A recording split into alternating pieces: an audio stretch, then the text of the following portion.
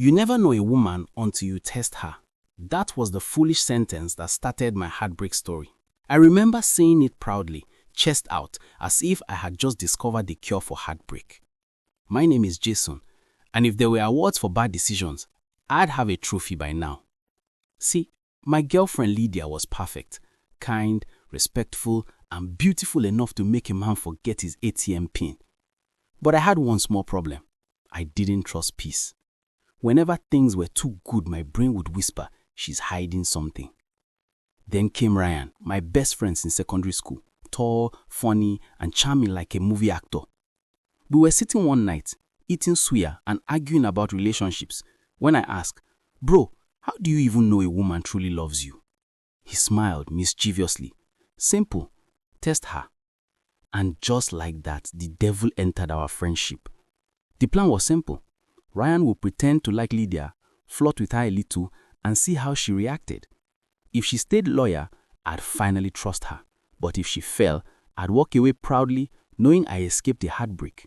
Sounds smart, right? It wasn't.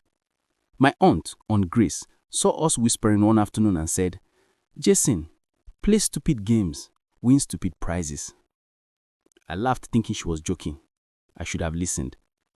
That night, Ryan texted me, "Bro, she's polite but friendly. Should I go deeper?" I replied, "Yes. Let's see how loyal she really is." As I hit send, a strange feeling hit my chest. Part excitement, part fear. Something told me I was digging my own emotional grave. And I was right. The next morning, I woke up smiling like a detective who was about to catch a thief. Except the thief was my own girlfriend. I told Ryan to start the operation immediately. He laughed and said, "Relax, Inspector Jason. I'll handle it smoothly." By afternoon, he had already visited the cafe where Lydia worked. I sat in my car outside like a secret agent with zero experience. Through the glass window, I saw Ryan walking, wearing that confident smile that had gotten him out of many troubles in school. Lydia looked up, surprised, but happy. They started talking. From where I sat, I could see her laughing. My heart skipped. Why is she laughing so much? I told myself maybe Ryan was just being funny, but still, I adjusted my seat like it would help me see the truth better. Minutes later, Ryan texted me, "She's nice, bro. Very friendly. Should I keep going?" I swallowed hard and replied, "Yes. Let's see how strong she really is." That was when Aunt Grace called. "Jason, what are you doing today?" She asked. "Nothing, Auntie. Just testing love." "Testing love? My dear, love is not a generator you test before buying." I laughed to hide my guilt. If only she knew. By evening, Ryan came to my apartment, grinning. "She's loyal. For now," he said, stretching his words like a movie villain. "What do you mean by for now?" I asked, frowning. She said I'm funny and that she enjoyed talking to me. But she didn't stop me from asking for her number. My heart dropped. "And?" He smiled. She gave it. At that moment, I didn't know whether to laugh or cry. I didn't sleep that night. My mind kept replaying the moment Ryan said she gave it. Gave what? Her number? Her loyalty? My peace of mind? I stared at my ceiling like it held answers. The next morning, Ryan called again. "Bro, I think Lydia likes talking to me," he said casually, as if he was telling me the weather. I forced a laugh. "That's part of the plan, remember?" He chuckled. "Yeah, but she asked if we could hang out sometime." My heart skipped 3 beats and tried to retire. I pretended to sound calm. "That's interesting. Keep going." But the truth, I was burning inside. Each message from Ryan felt like a mosquito bite on my soul. He started updating me less, saying, "Don't worry, bro. I've got it under control."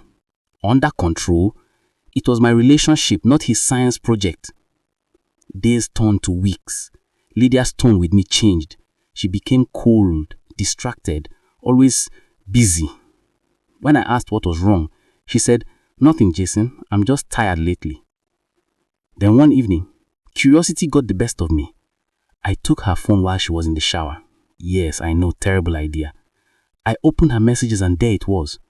"Ryan, I can't stop thinking about you." Lydia, me too, but this is wrong. I froze. My stomach twisted. I wanted to scream, but my throat was dry. My plan, the brilliant loyalty test, had turned into a love story and I was the spectator. At that moment, I realized I had lost both my peace and my girl. But what came next hurt more than anything. It's funny how heartbreak doesn't announce itself. It just walks in, sits down, and starts eating your food. Months passed, and I tried to move on. Lydia and Ryan stopped calling me. My chat with Ryan went from bro to sin. I told myself it was fine, that maybe I didn't need either of them. Then one sunny afternoon, a white envelope slid under my door. No name, no warning, just a smooth, innocent-looking card. I opened it, and my soul fainted. You are cordially invited to the wedding ceremony of Ryan and Lydia. I laughed. Not the kind that happy. The kind that sounds like a cry when it is guys. I ran to Aunt Grace's house with the invitation. Auntie, look at this. My girlfriend and my friend are getting married. She adjusted her glasses, looked at the card, and said calmly, At least, your test worked. You found the truth. I stared at her. Auntie, this is not the kind of truth I was looking for. She shook her head. Next time, test your car, not your girlfriend. That night, I sat in my room staring at the ceiling again, my new therapist. I replayed every moment I thought Lydia was mine. The laughter, the texts, the late night calls. And now, she'd be walking down the aisle with the man I sent to tempt her. Part of me wanted to storm the wedding, object, and make a dramatic speech like in the movies. Another part of me wanted to stay home, cry, and eat jollof rice alone. But in the end, curiosity won. I decided to attend the wedding. And what I saw there changed everything. The wedding day arrived faster than heartbreak heals. I wore my best suit, not to impress anyone, but to show them that pain can still dress well.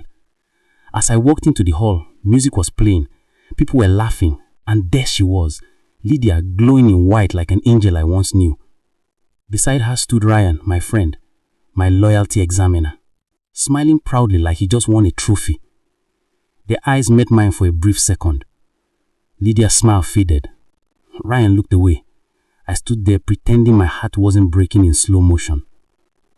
Aunt Grace, who insisted on tagging along, whispered to me, At least you got front row seats to your own mistake. I gave her a look, but honestly, she wasn't wrong. When the pastor said, if anyone has any reason why these two should not be joined together, speak now. My whole chest screamed yes, but my mouth said nothing.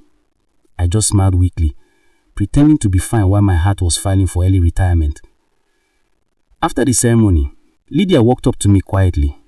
Jason, I never meant to hurt you. I forced a laugh. Don't worry, it was my test and I failed. Ryan shook my hand awkwardly. No hard feelings, bro. None, I said, though my heart disagreed. That night, I sat on my balcony with a drink, thinking about everything. I realized I lost two people, not because they betrayed me first, but because I never trusted them to begin with. If you love someone, don't test them. Trust them. Because some tests can pass your love straight into another man's hands. Thanks for watching.